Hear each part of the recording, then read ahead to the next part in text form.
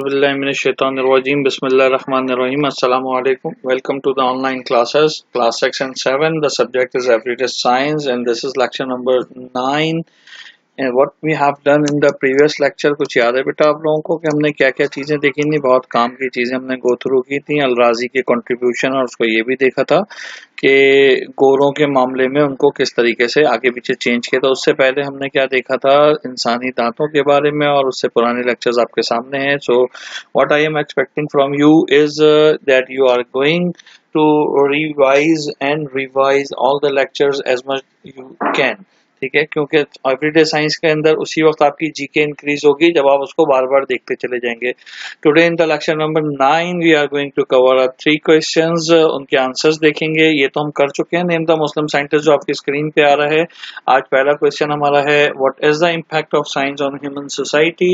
Human society पे क्या science का इम्पैक्ट है? तो एक तो छोटी सी लाइन इधर लिखी हुई है, एक मैंने आपके होमवर्क के लिए तैयार किया था, उसमें भी लिखा हुआ है।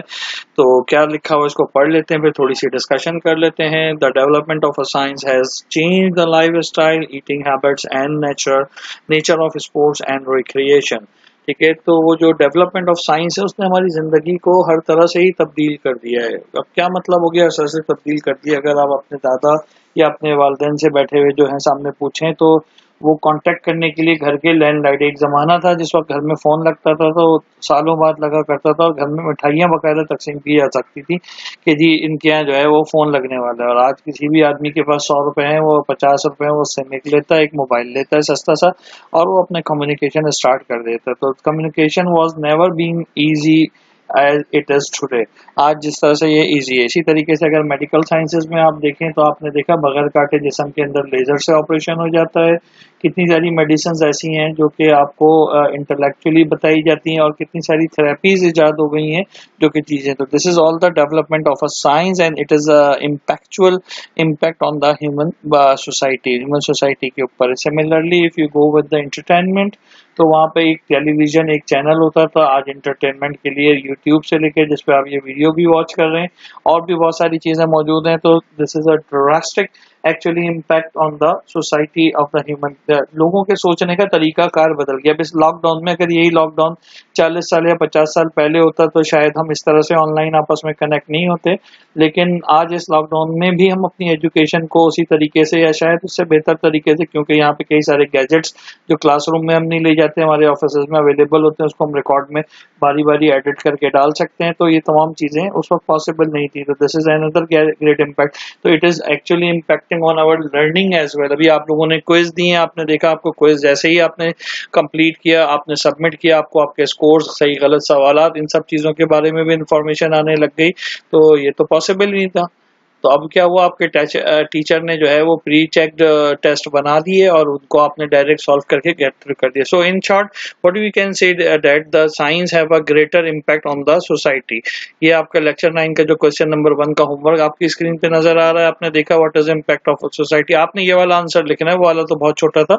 तो being a class 6 and 7 student, आपको ये वाला आंसर कॉपी करना। Science and technology have had major impact on the society and their impact is growing. बढ़ता चला जा रहा है रोजाना टेक्नोलॉजी का impact by making a life easier. What science did for us?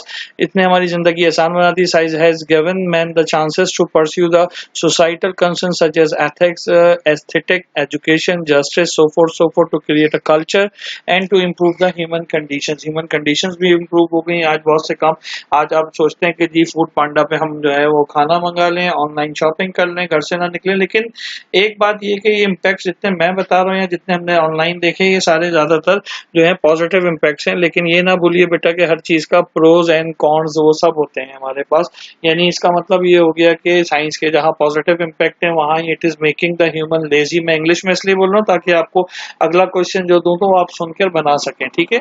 वरना समझाने के लिए तो कोई सी भी जबान हम यूज कर सकते हैं, particularly we should follow our national language. लेकिन यहाँ पर हमारे पास क्वेश्चन अगला क्या बन गया कि what are the disadvantages of a science on the human society. और दिस इम्पैक्ट्स क्या है? पहला सबसे बड़ा impact, it is making the human very lazy.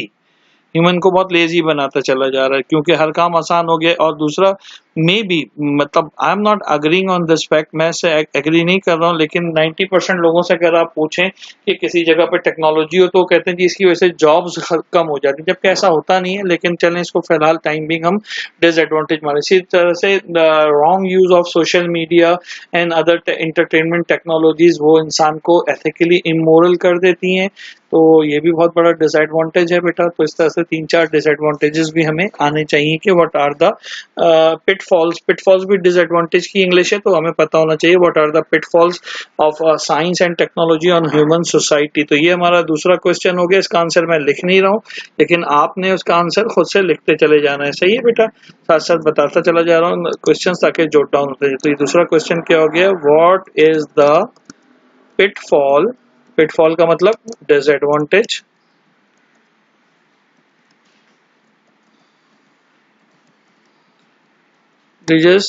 of science and technology on our society। ठीक है, फिर इसके जो है पिटफॉल्स या डिसएडवांटेजेस क्या हैं साइंस के और सोसाइटी के, तो लिहाजा ये आपको यहाँ पर इधर आंसर 3 या 4 पॉइंट्स में आपने आंसर देना है। ठीक है, बैक टू द लेक्चर। ये वाला क्वेश्चन उम्मीद है अच्छे से समझ में आया होगा। नेक्स्ट क्वेश्चन है, name some of the important discoveries of a pre science era. तो इसमें 2 पॉपुलर जो है वो डिस्कवरीज हमारे पास हैं, आंख की और जबान की। पहले इंसान ने जबान जाहिर सी बात ईजाद की कि how to communicate with each other. Without communicating with each other it is not possible कि वो अपनी किसी भी जरूरत को बता सके, अपनी किसी भी तकलीफ का इजहार कर सके, अपनी किसी भी फीलिंग्स का इजहार कर सके। So language is one of the very important invention in pre science era. Secondly, खाना भी कच्चा खाना होता है, खाली सब्जियां खा के कब तक गुजारा करें, फल खा के कब तक जो कुदरती तौर पे उग रहे। तो खाने को पकाने का तरीका सीखने के लिए उससे पहले आग, और सर्दियों का मौसम है कैसे गुजारा करें, तो आग या fire. Fire is another very important discovery of pre science era. Pre science era यानी कि साइंस के इजाद, साइंस के होने से पहले, एग्जिस्टेंस से पहले। जो हम आपसे कहें कि जी कौन सी फेमस इजादें, तो these are the 2 which are actually famous, fire and the language. ठीक हो गया, ये तो यही वाला आंसर आपने करना है। This is your question number 3 for this lecture. इसके बाद द नेक्स्ट क्वेश्चन है कि what has been the main sequence for the development of science over the years. Sequence क्या है हमारे पास साइंस का, किस तरह से साइंस चीजों को मटेरियलाइज करती है। एक एग्जांपल लेते हैं, मैं सोचता हूँ मैं जहाज बनाऊंगा, तो जहाज क्या चीज होना चाहिए, मैं उसको अपने ख्यालों में सोचता हूँ कि जी परिंदे उड़ते हैं तो मैं भी उड़ूं। समझ में आ रही बात, ये क्या चीज है मेरी, ये मेरी इमेजिनेशन है बेटा। क्या है ये मेरा इमेजिनेशन। तो इमेजिनेशन एक आपके पास बात हो गई। सबसे पहला स्टेप जो साइंस का आ गया वो क्या आ गया, इमेजिनेशन। ठीक है, इमेजिनेशन के थ्रू आप क्या करते हैं, चीजों को इमेज करते हैं, क्योंकि साइंस में हर वो इन्वेंशन हम करेंगे जिसकी अभी एग्जिस्टेंस या मौजूदगी नहीं है। तो अगर एग्जिस्टेंस या मौजूदगी नहीं है तो हम उसकी इमेजिनेशन करेंगे। इमेजिनेशन के बाद उसका हम ट्रायल एंड एरर बेसिस के ऊपर क्रिएट करेंगे। राइट ब्रदर्स का अगर याद हो 19th सेंचुरी के शुरू के अंदर, जिससे मैं बात कर रहा हूँ कि उड़ने वाली एक डिवाइस बनानी है और इस तरह से होते, उन्होंने कितने एक्सपेरिमेंट की, कोई 15 साल तक वो एक्सपेरिमेंट्स करते रहे, तब जाके आखिरकार उनको कामयाबी हासिल हुई। और जब वो कामयाबी हासिल हो गई तो उसको हमने एज अ प्रोडक्ट लॉन्च किया, we call them a application. ये वो एप्लीकेशन नहीं जो छुट्टियों के लिए आप लिखकर हमें देते हैं, ये एप्लीकेशन दरअसल किस चीज को बता रही है, किस चीज को बता रही है बेटा, ये जी किस चीज को बता रही है ये एप्लीकेशन, ये एप्लीकेशन बता रही है उस चीज के फाइनल इस्तेमाल को। मोबाइल फोन की डेवलपमेंट के लिए सोचें कि लोगों ने सबसे पहले जो है मार्कोनी ने जो है वो आपका टेलीफोन इजाद किया और आपसे कहा कि जी इस तरह से बनता है, तार का सिस्टम, टेलीग्राफ सिस्टम इजाद किया। आप लोग तो शायद बहुत छोटे हैं, आपने सुनी भी ना हो ये चीजें, लेकिन तार का सिस्टम और टेलीग्राफ सिस्टम जो है वो इजाद किया।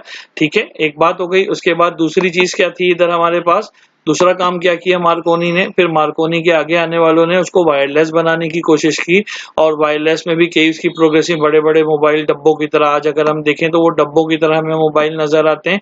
तो लिहाजा वो फिर आहिस्ता आहिस्ता इंप्रूव हो गए और आज आप देखें आपके मोबाइल में पूरा कंप्यूटर या पूरी दुनिया ही सिमट गए। तो अगर अब आपसे दोबारा इस सवाल को किया जाए कि क्या सीक्वेंस है आपके इस चीज का, सीक्वेंस क्या है बेटा, किस सीक्वेंस के तहत आप बात करेंगे, मेन सीक्वेंस क्या है हमारे पास, तो मेन सीक्वेंस हमारे पास इन 3 चीजों के ऊपर जो है वो करता है। एक इमेजिनेशन, दूसरा क्रिएशन, और तीसरा फिर उसकी एप्लीकेशन। सबसे पहले वो चीज आप तसव्वुर में लेकर आएंगे, तसव्वुर में लाने के बाद फिर उस चीज को आप क्रिएट करने की कोशिश करेंगे, ट्रायल। और जरूरी नहीं है कि पहली बार में 100% आउटपुट आ जाए जैसा आप चाह रहे थे, बार बार रीड्रॉ करेंगे। Once the thing is being created तो फिर उसको आप सिस्टम में इस्तेमाल करेंगे।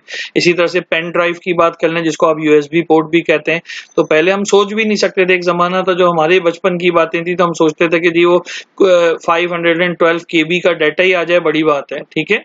तो लेकिन उसके बाद आज आप देखें तो ट्रिलियन बाइट्स की जो है वो हमारे पास यूएसबीज मौजूद हैं और वो काम को लेके चल रही होती है, ठीक है बेटा।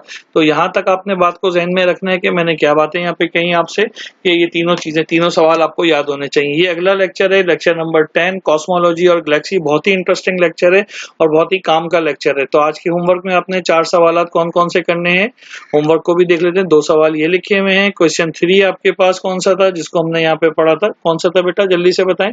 ये प्री साइंस एरर डिस्कवरीज थी, ये क्वेश्चन 3 है, और ये इसका क्वेश्चन नंबर 4 है। इस तरह से ये लेक्चर नंबर 9 फिनिश होता है। इंशाल्लाह 10 जो है वो हमारा गैलेक्सीज और कॉस्मोपोलॉजी के ऊपर होगा। और फाइनली उसके बाद हमारे पास एक लेक्चर हम कंप्यूटर पे और एक लेक्चर हम रिपोर्ट पे भी इंशाल्लाह जल्दी करेंगे। हो सकता है 11वां 12वां ही हो या 13वां 14वां हो सकता है। अपना ख्याल रखिए, होमवर्क टाइम पे करें, याद करते जाएं, और ये सारे इंटरेस्टिंग और नॉलेजेबल लेक्चर्स हैं, इनको बार बार याद करें ताकि you can do a lot of things along yourself, ठीक है। Thank you so much. अल्लाह हाफिज